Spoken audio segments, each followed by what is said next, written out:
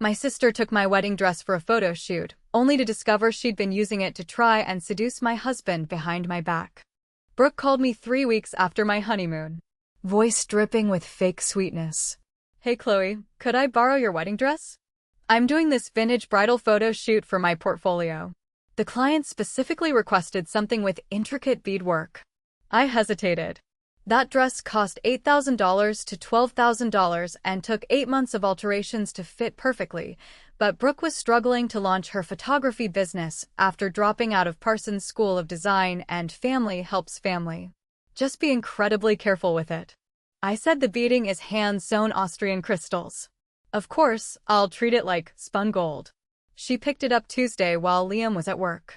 I wrapped it in acid-free tissue paper and handed over my most treasured possession to my little sister, the same sister who borrowed my cashmere sweater senior year and returned it with wine stains and burn holes. For 2 weeks, life seemed normal. Liam came home from his marketing executive job.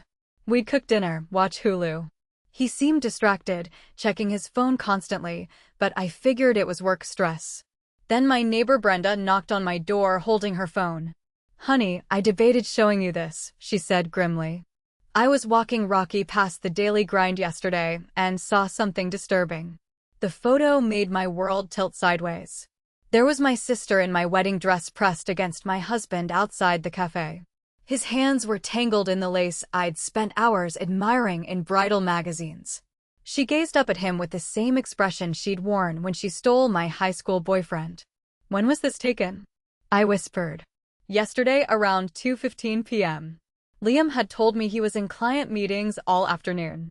That night, I pretended everything was normal. Made his favorite salmon dinner.